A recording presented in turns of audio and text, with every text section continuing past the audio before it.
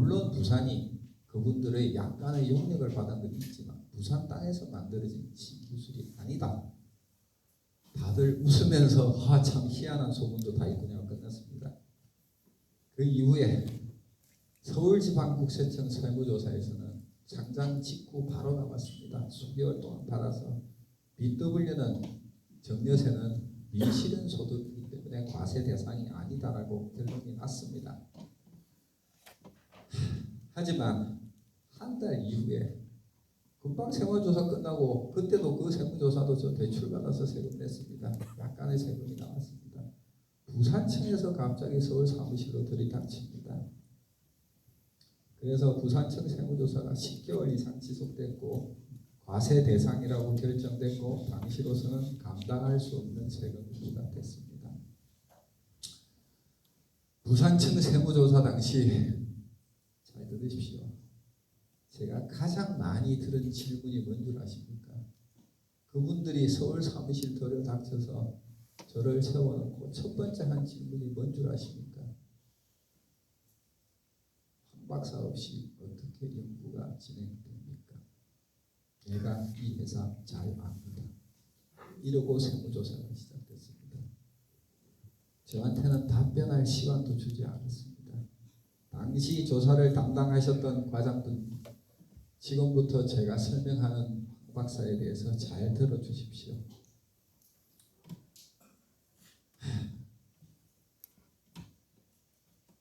국세청 내에서도 저희한테 부과됐던 정여세에 대해서 과세이다 아니다가 반반입니다. 하지만 제가 인정할 수 없는 것은 그 과세 금액입니다. 저희한테 부과된 세금의 과세 기준이 된 것은 38 장외가 기준으로 저희한테 천문학적 세금이 부과됐습니다. 한국거래소에서 상장심사 시 저희는 저희 주식에 대해서 자진해서 3년 보호예수를 걸었습니다. 거래소가 요구한 것이 아니고 대주주 상인이 약 성공시키고 저희 부자 되겠습니다. 저희는 자진해서 3년 보호예수 걸겠습니다 했습니다. 법적으로 원래 기술성 상장은 1년입니다. 거래소가 심사하시다가 30%는 1년으로 보호예수를 걸은 것은 저희가 회사 BW를 행사하기 위해서, 물론 BW도 저희가 만든 거 아닙니다. 기관의 요구사항이었습니다. 당신들 대주주 상인은 1년 내로 300억 이상의 돈을 만들어서 회사에 넣어라. 당신들이 리스크를 감당해라. 해서 만들어진 것입니다. 그 당시 저는 CBBW가 무슨 단어인지도 모르는 의료인이었습니다. 제가 언제 경제학 개론 수업을 들었습니까? 기관 지시사항, 기관 요구사항이라서 만들어진 것이고, 거래소에서도 30%를 1년으로 해주시면서 저희가 의사 주주들한테 빌렸던 주식을 갚으라고 허용해 주신 것입니다. 저한테 주식을 불려주셨던 의사 주주분들, 여러 국가기관으로부터 조사를 같이 다 받았습니다. 대부분 개업이신데 세무조사까지 다 받았습니다. 자금 출처 명확합니다. 그분들 대부분 아버지가 간암으로 돌아가셨고, 한 분은 아버지 어머니 폐암으로 돌아가셨고, 장인까지 폐암으로 돌아가신 분들입니다. 이분들이 나서서 앞에 서 주셨기 때문에 회사가 여기까지 온 것입니다. 다시 한번 말씀드리지만 대주주 상인은 그 누구도 세금과 부채를 다 갚은 사람 없습니다. 이 장표에서 한 번만 더 마지막 강조드립니다. 황 박사, 국가가 자기에게 준다고 약속한 임무비를 문 대표가 서울에서 빼앗아 갔다라고 주장했는데, 이 말이 거짓이면 거짓이라고 말하고, 이렇게 실체가 있으면 실체가 있다고 당당하게 나와서 이야기하십시오. 뒤에서 뭉시렁거리지 마시고. 이런 말들이 와전되면서 이런 엄청난 루머들이 발생하는 것입니다.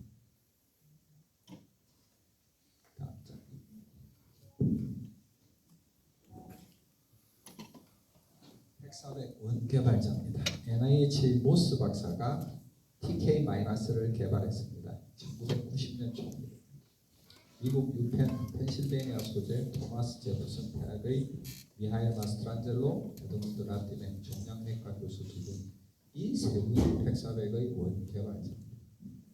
제가 2020년 시점에 문 대표 내가 팩사백 원개발자라고 떠들면은 주주 여러분들 저 뭐죠? 미친 사람이죠. 저 원개발자 아닙니다. 그리고 저 제네렉 신라젠의 오너 아닙니다. 제가 주주 대표입니다. 투자를 해서 들어왔다가 앞에서 리드해준 분들이 하는 그 말 하나하나를 다 검증하면서 제가 이까지 온 것입니다. 여기 TK-를 개발하신 이분 잘 기억해 주십시오. 저희 이 발표 마지막에 코비드-19 백신 개발에 대한 프로젝트를 설명하겠습니다. 굉장히 중요한 과학적인 발견입니다. 다음 넘어가겠습니다. 과거 바이오 벤처 상태의 신라젠은 경영진과 과거 연구진의 정보 비대칭이 굉장히 심했습니다. 상상이 본 궤도에 오르기 시작하자 한 박사는 상상보다는 팩사백을 능가하는 훌륭한 차세대 바이러스가 있다고 주장합니다. 저희가 검증해본 바 한 박사가 말하던 그런 훌륭한 바이러스는 아무런 법적 근거도 없고 서류도 없었습니다. 실존하지 않았습니다. 또 이게 밝혀지자 한 박사는 이제 동맥 투여를 하는 게 더 낫다라고 주장하기 시작합니다. 약물 개발에서 신약 후보 물질을 약물로 개발할 때 어떻게 합니까? 후보 물질이 있으면 제일 처음부터 정맥, 동맥 찌릅니까? 처음 맞아. 발라보고 먹어보고 그 다음에 혈관에 투여해봅니다. 알렉산더 플레밍이 1928년도에 페니실린을 발견하고 제일 처음 인간한테 어떻게 투여했습니까? 같은 실험실에 있는 연구진 코에 생긴 농약에 발라줬죠. 이거는 신약 개발되는 관계에 정상적으로 가는 과정입니다. 이런 동맥 투여 방법이 마치 세상에서 자기가 처음 개발한 것이냐 103 베타입니다. 개천들 하늘 위에 있다.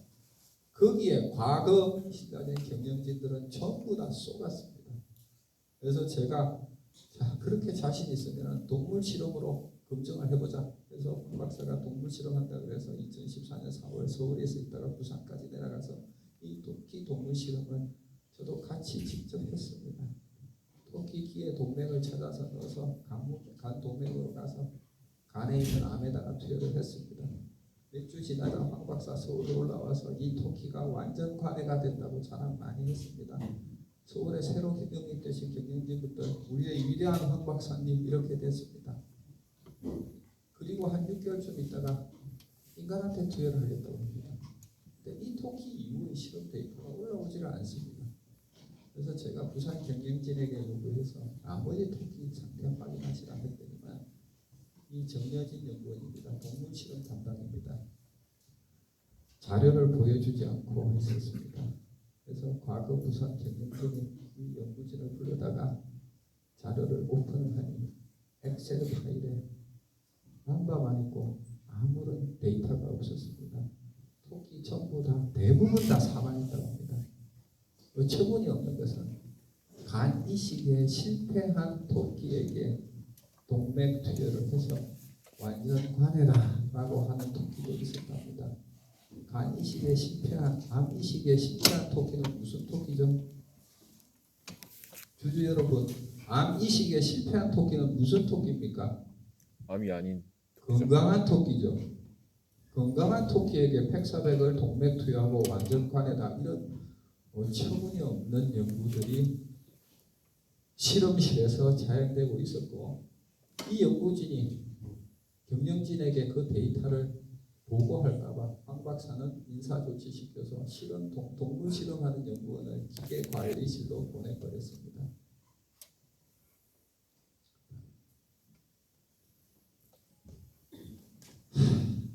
자, 팩사백에 대한 1차 변화 이런 것들 이것도 참 설명드리기가 어려운데 이제 처음 설명드립니다.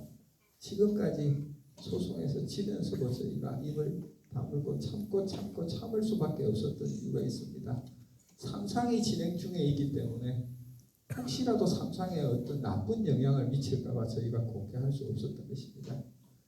2013년 10월 이 사진의 근원은 황 박사가 저희한테 보낸 메일입니다. 여기 황 박사가 자기가 이렇게 써놨습니다. Collaboration and Page 3 Design이라고 되어 있습니다. 2013년 10월. 여기 뒤에 데이비드 컨, 제네렉스 1대 CEO 황 박사, 트랜스진 필립이라는 CEO, 스테판, 트랜스진 CFO, 데이브 맥도날드, 데이비드 컨의 파이낸셜 컨설턴트, 에리카 이렇게 있습니다. 이분들은 신라젠이 제네렉스를 인수하기도 이전 시점인 2013년 10월 파리에서 만나서 삼상 프로토콜 준비에 대한 권한을 트랜스진에게 넘깁니다. 여기에 속은 트랜스진은 자비를 들여서 열심히 삼상 준비를 합니다. 아이러니한 것은 헥사백 개발을 제네렉스에서 했다가 신라젠이 저희가 인수를 했는데 그 과정 중에 트랜스진이 중간에 들어와서 자기들 건 줄 착각하고 있는 기간이 1년이 있습니다. 그래서 헥사백 연구는 단 하루도 쉰 적이 없습니다. 단 하루도 쉰 적이 없습니다. 계속 진행되고 있었습니다. 자, 데이비드 컨을 설명드리겠습니다. 제가 2012년에 첫 투자를 하고 많은 금액을 투자했지만 투자했다고 내려가서 또 잔소리 한다고 할까봐 내려가지 않았습니다. 이제 한 1년쯤 지나니까 내려오거라 그래서 한번 내려가 보니까 데이비드 컨을 저한테 소개하기를 황 박사와 이전 경영진들이 제네렉스 초대 CEO인데 캐나다의 그리디한 주주들, 탐욕스러운 주주들이 연구하겠다는 연구진 CEO를 짜겠다. 우리가 자금을 모아서 스티브 잡스 2, 데이비드 잡스님으로 만들어 드려야 된다. 글로벌 빅가이다. 세계적 거물이다. 라고 저희한테 소개했습니다. 제가 제네렉스 인수 이후에 2014년 9월 달에 미국 실사 가서 미국 직원들한테 직접 들은 것과 제 친구들이 미국 직원들을 조사해 준 데이터를 다 보니까 글로벌 빅가이 아니시고요. 누구도 아니시고요. 그냥 오닉스라는 회사에서 렉사마 개발에 참여했던 의사 선생님. 하지만 헥사백을 프랑스 회사에 싼 가격으로 넘기려다가 제네렉스 주주들에게 발각돼서 제네렉스 주주들에 의해서 적법한 절차에 의해서 해고된 사람이었습니다. 제가 처음에 부산 와서 황 박사는 어떻게 소개받은 줄 아십니까? 신라젠 주식 한 주도 없으시고 월급도 쥐꼬리만큼 받으시고 위대한 헥사백을 개발한 청렴결백한 학자다. 일신상에 문제가 생기면 안 되니 자전거 타시면 안 된다. 경호원 부채야 된다. 벌써 이 두 분은 부산 땅에서 노벨상을 여러 번 받은 사람처럼 대접받고 있었습니다.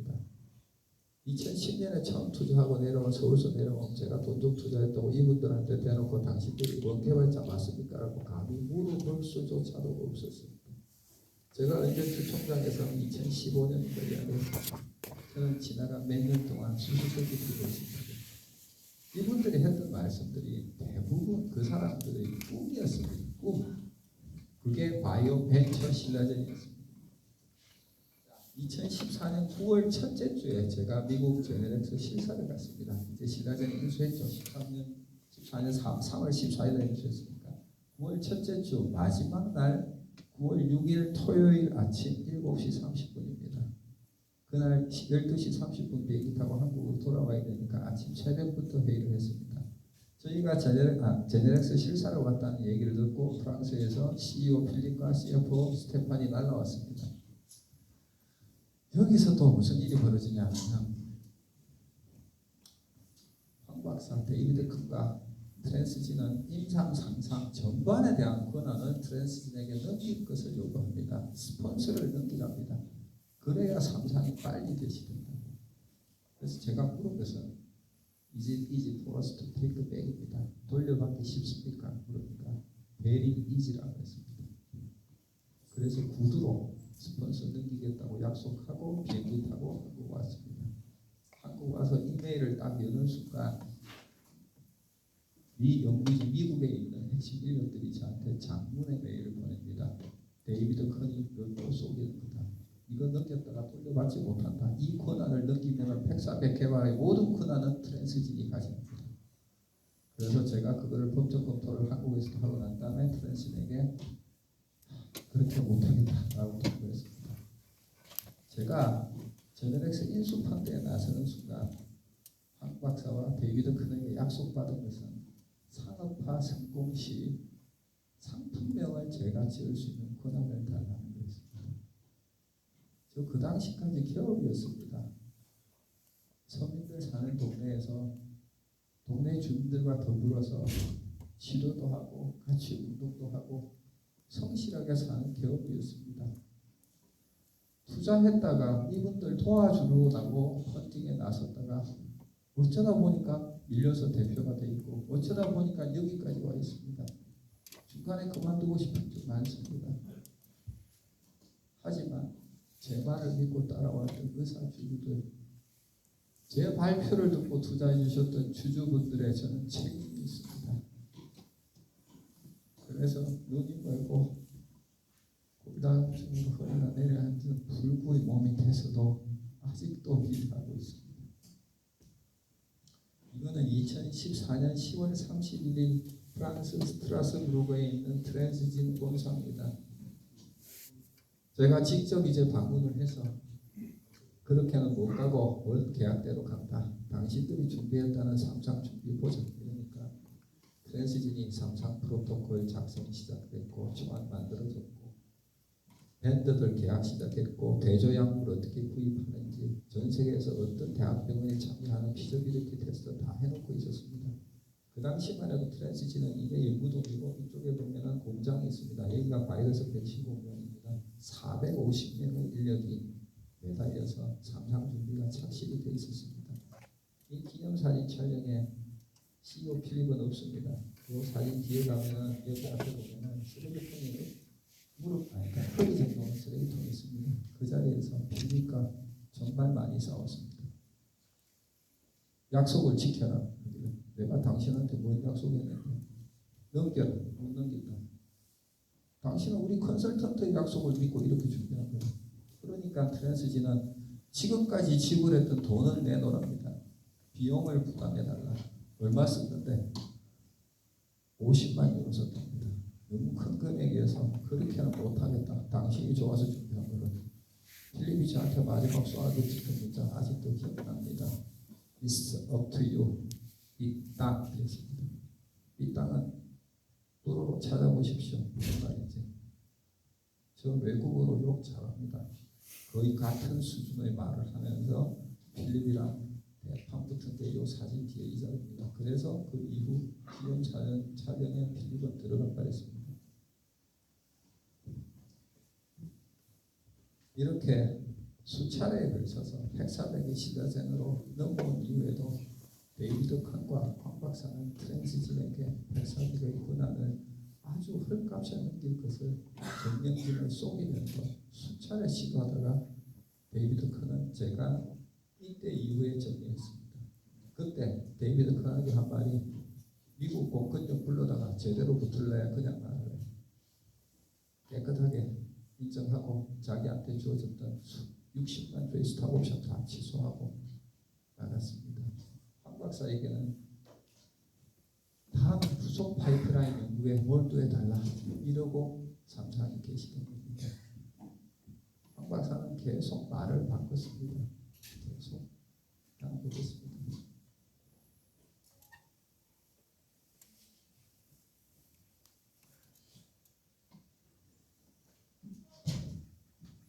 다음 과거 연구진의 도덕적 해이 부분입니다.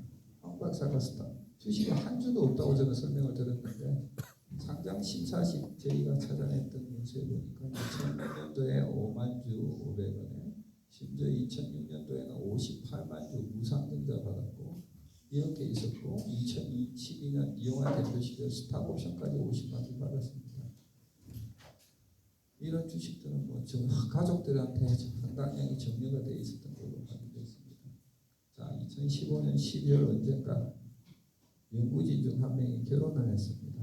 부산 경영진이 교수에게 당시 우리 투자자였던 VIK 자금이 안 들어온 것은 아닙니다. 이것들 자금이 주도한 게 아니라고 제가 설명드렸습니다. 끝에 운영 자금으로 들어왔습니다.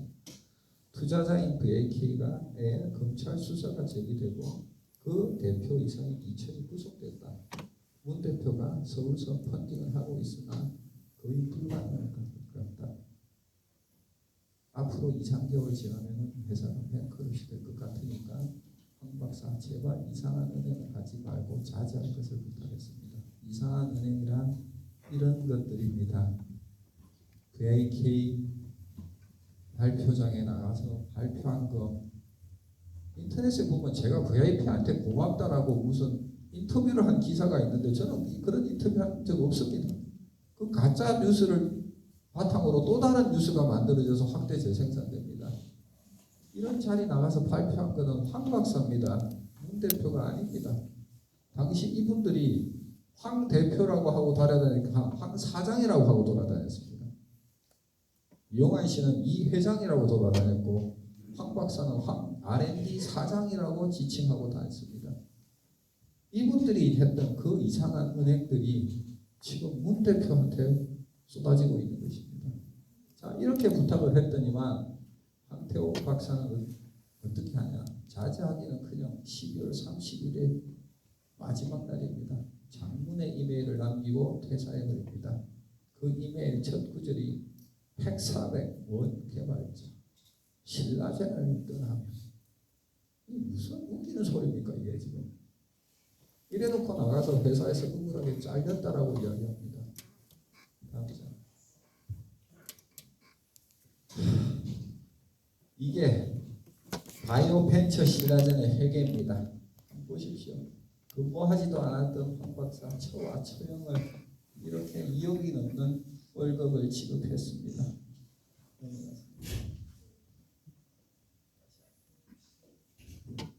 이런 것들이 누적되면서 상장사 신라젠이 억울하게 오해받고 있는 것입니다. 주주 여러분들, 바이오벤처 신라젠과 상장사 신라젠을 제발 구분해 주시기 바랍니다.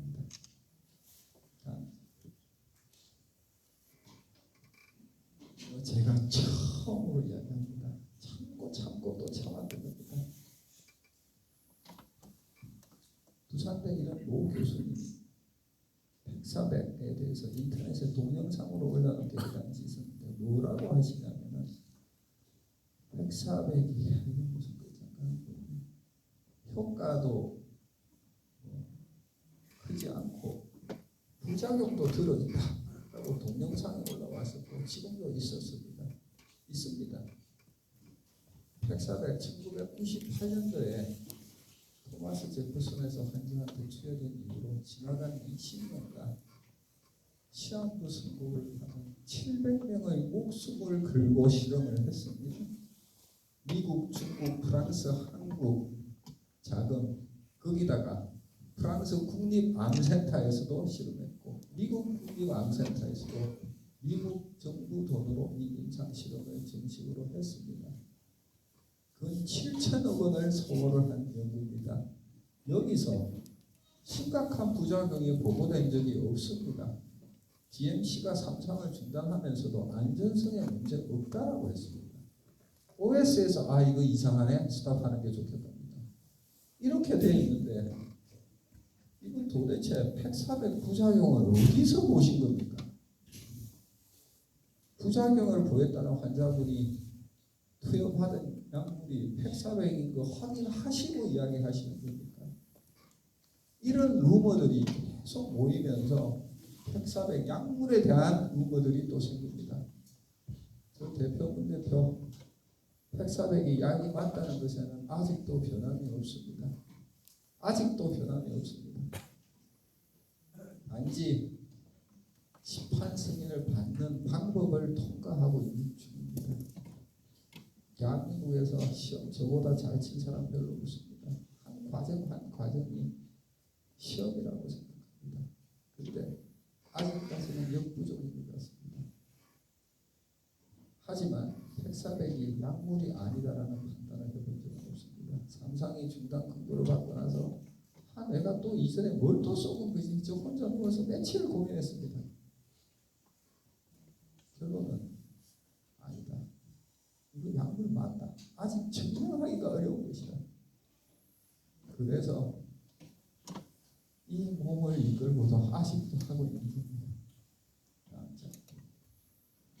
과거 연구진과 바이오 벤처와 상장사 신라젠 비교해 드리겠습니다. 과거 신라젠이라는 회사는 한 박사가 주도하는 랩 CRO입니다.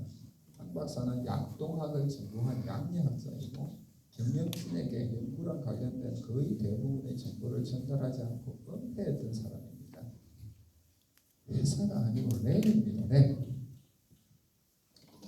현재 연구진에서 R&D를 맡고 계신 양승미 박사가 있습니다. 세계적 빅파미 아스트라제네카의 자회사인 아키센 대표도 역임하셨고 30년간 글로벌 제약사에서 신약 및 시밀러 임상 진행을 경험하셨습니다. 지금 회사 내에 양 부사장 주전무님 계신데요.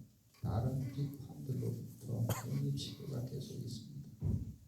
주전무님 같은 경우는 외국 빅팜의 한국 대표도 하셨고요. 현재 미국 모 회사로부터 한국 대표 자리를 스카우트 제의를 받으셨는데도 떠나지 않으시고 백사백 성공을 위해서 노력하고 계십니다.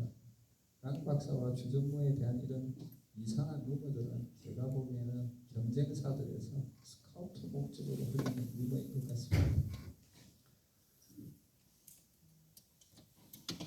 다음은 제 건강 상태입니다. 바이오 벤처 단계의 신라젠은 상장사 신라젠으로 성장시키는 과정에서 지난 7년간 휴가 한 번 못 가봤습니다. 과로랑 지나친 스트레스로 쓰러졌습니다. 눈에서 피눈물이 나서 응급실로 실려갔는데 처음 찍은 망막 사진입니다. 제 이름이 있습니다. 가톨릭 대학병원입니다. 한방 밑에 2cm 덩어리의 어떤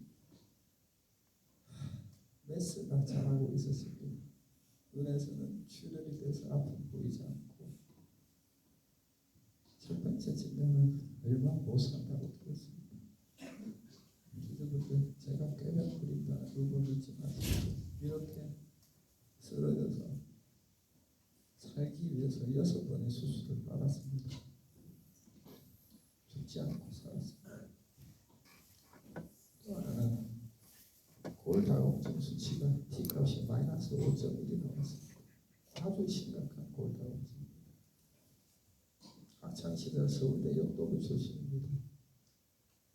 대표되기 이전 겨우시 시절 스쿼트, 벤치프레스, 데드리프트 3대 운동 500kg 이상 치던 힘에 있어서는 누구보다도 자신 있는 몸을 가졌습니다. 지금은 허리가 내려앉아서 잘 못 걷습니다. 제가 술 처먹고 과속이 한다는 누구도 있었는데요. 매일 운동하는 사람이 어떻게 술을 먹습니까? 술 먹으면 운동 못합니다. 과속이요. 인터넷에 제가 운동하는 사진을 의사 주주분들이 올리고 많은데 거기 입고 있는 티 9,900원짜리입니다. 바지도 많은, 신발은 생일 선물로 10년 전에 받은 나이키 농구입니다. 저보고 호의호식하고 도덕적으로 나쁜 놈이라고 욕하지 마십시오. 병상에 누워서도 상장사 신라젠을 성장시키기 위해서 여러 인재들을 연구했습니다. 양 박사 빅팜에서 대표하던 분입니다. 양 박사 영입하고 6개월 동안 설득해서 겨우 모시고 등록하겠습니다. 지금까지는 신라젠 과거를 설명드렸습니다. 이제부터는 신라젠의 미래를 설명드리겠습니다. 이렇게 주총장에서 주주 여러분들께 최초로 2가지를 공개하겠습니다. 정말 기쁩니다. 제 말이 언뜻 이해가 안 되실 수도 있는데 잘 들어주십시오.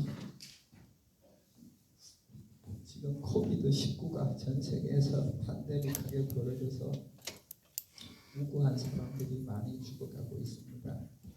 1918년도에는 스페인 독감이 들어서 2,500만에서 1억 명 정도가 사망했다고 추정됩니다. 여러분들, 인류 역사상 인간을 가장 많이 죽음으로 몰고 간 병이 노화 말고 뭔 줄 아십니까? 패스트. 감기. 패스트, 1918 스페인 독감 이런 거 아닙니다. 천년입니다. 이 천년도로 20세기에만 5억 명이 죽었다고 추정됩니다. 16세기에는 인류 인구 6억 명 중에서 1억 명이 이 병으로 사망했다고 추정됩니다.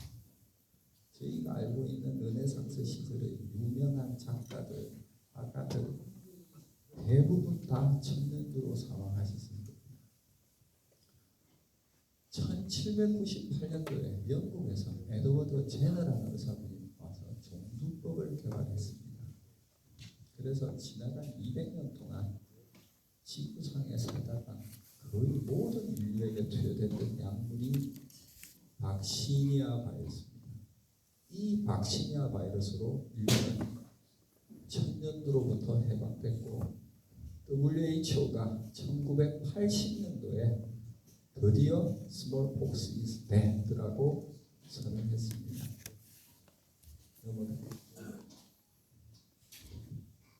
여기에 나오신 분들은 백사백 임상 여러 가지 실험을 했습니다. 해서 완치되셨고 지금까지 살아계신 분들입니다. 간암, 신장암입니다. 이분들은 자기를 죽음으로 몰고 갔던 병으로부터 암으로부터 살아나시기도 했지만 이분의 몸속에는 다른 병에 대한 면역이 완성됐습니다. 어떤 병에 대한 면역이 완성됐을까요? 이분들이 잘 안 걸리는 분이 있습니다. 이분들은 천년두에도 잘 안 걸립니다. 백신이나 바이러스를 맞았습니다.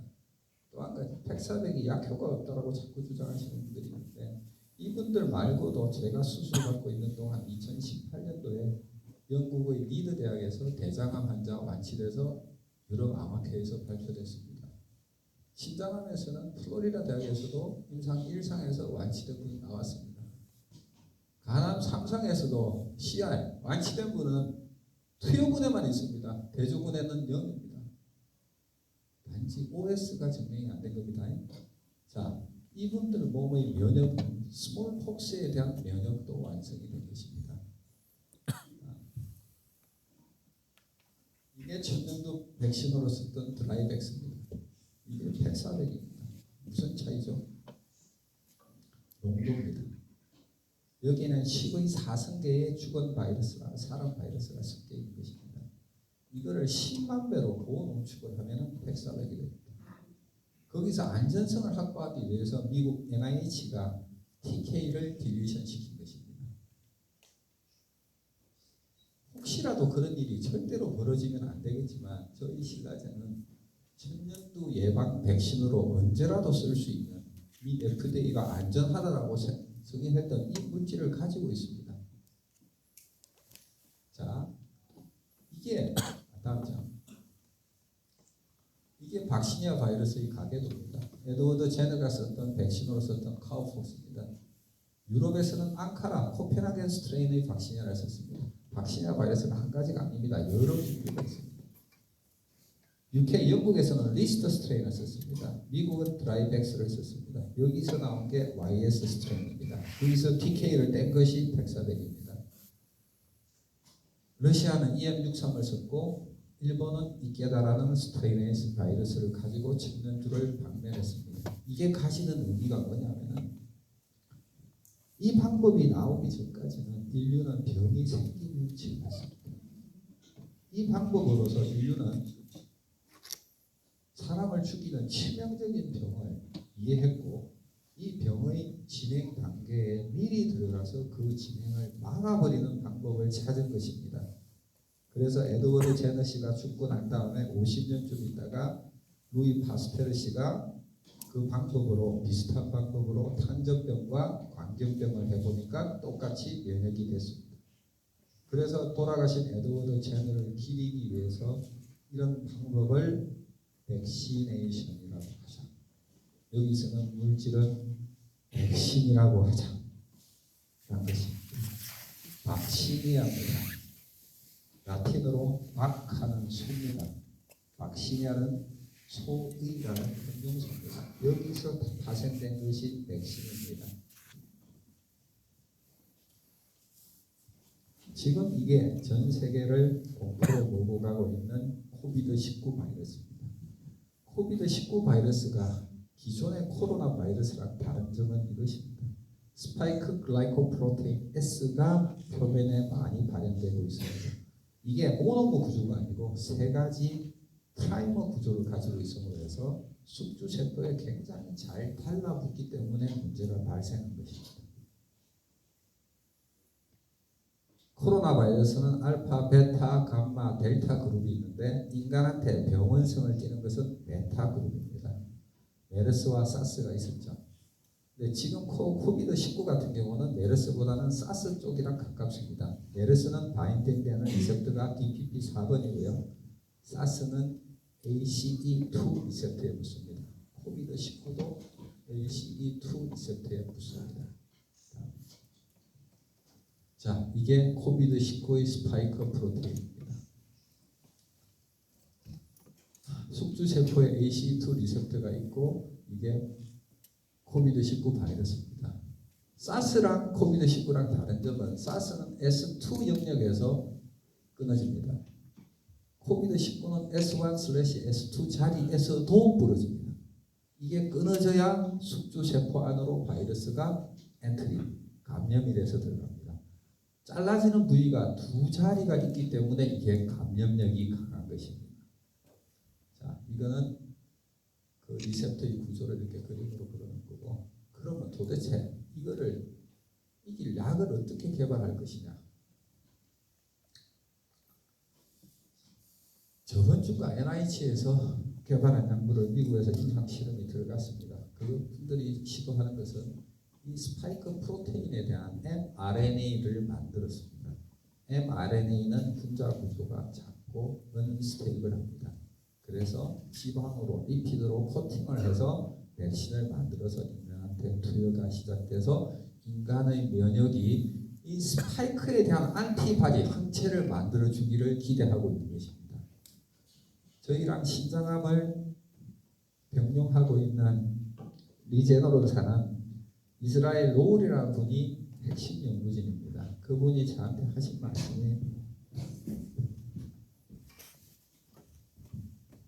내가 지금까지 9개의 블록버스터 항체 신약을 개발했다. 그분이 옵티보 개발에도 참여하셨던 분입니다. 항체 개발에 있어서는 리제논이 단독이라고 저는 생각합니다. 그 회사는 뭘 시도하고 있냐면 이 스파이크 프로테인에 대한 안티바디를 디자인해서 환자한테 투여하려고 준비하고 있습니다. 자, 키는 뭐죠? 이 스파이크 프로테인에 대한 항체를 인간의 면역 시스템이 만들어내는 것이 백신입니다. 이게 스파이크 프로테인입니다. S2에서도 끊어지는데 S1/S2 자리에서도 끊어지기 때문에 이게 문제가 되는 것입니다.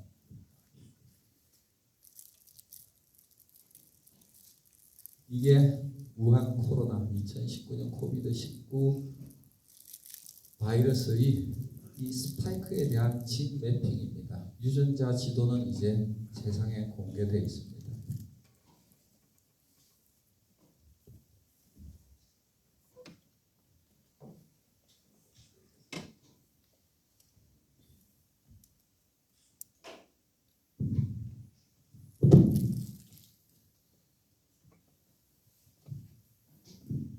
그러면 타켓 안티젠을 어떻게 인간한테 전달하느냐의 문제입니다. 키는 이제 이해되시죠? 인간의 면역이 저 스파이크 프로테인에 대한 안티바디만 만들어내게 되면 면역이 되는 것입니다. 인류가 RNA 바이러스에 대한 백신 개발을 지난 40년 동안 인플루엔자, 감기, HIV에 시도했지만 아직까지 성공 못했습니다. 박시냐 바이러스 잘 보십시오. 천년도 스몰폭스 바이러스를 인도와 중국에서 했던 방법은 인두법입니다. 스몰폭스 바이러스에 감염된 사람의 고름딱지나 이런 것들을 갈아서 인간한테 줬습니다. 어테뉴에이티드 스몰폭스를 줬더니만 면역이 되는 사람도 있고 죽는 사람도 있었습니다.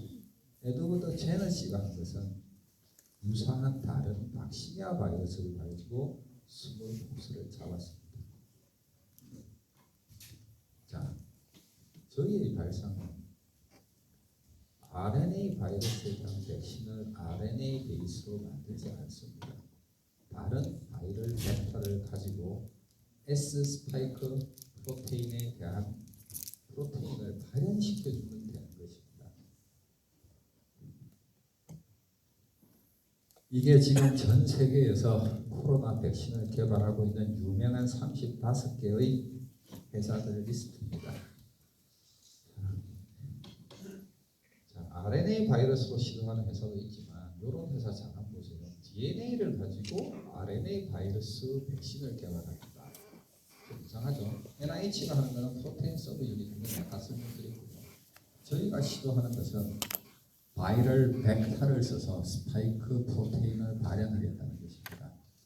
그래서 현재 코비드-19 백신 개발을 투 트랙으로 진행하고 있습니다. 이게 상장사 신라젠의 위상입니다. 지금까지 축적된 글로벌 역량을 충분히 발휘해서 첫 번째 트랙은 캐나다 회사와 협력해서 저희 바이러스 백신 새로운 바이러스 구조에 대한 디자인은 끝났고 유전자 제조합에 돌입했습니다.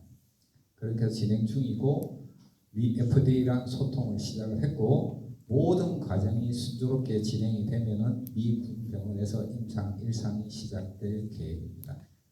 두 번째 트랙은 한국질병관리본부로부터 저희가 코로나19 핵산을 분양을 받았습니다. 저희 제2연구소로 지은 판교 연구진을 중심으로 해서 국내 기술력으로 준비하고 있습니다. 상장사 신라젠이 가시는 이상을 다시 설명드리겠습니다. 새로운 바이러스 디자인 우리 스스로 할 수 있습니다. 그런 바이러스 유전자 제조합 할 수 있습니다. 동물 실험용 바이러스 직접 생산할 수 있습니다. 인비트로 실험, 인비보 실험, 동물 실험, 임상 프로토콜 작성, 2상, 3상 규제기관으로부터의 허가 취득 그 모든 과정을 저희는 다 해본 기업입니다. 이렇게 상장사 신라젠의 위상이 바뀐 것을 설명드리고 투트랙으로 하고 있는 이유는 가장 빨리 진행해서 보다 효과적이고 신속하게 바이러스 백신을 개발하기 위해서 해외 기업과 그리고 국내 자체에서 투트랙으로 진행하고 있다는 것을 오늘 이 자리에서 공개해 드리겠습니다.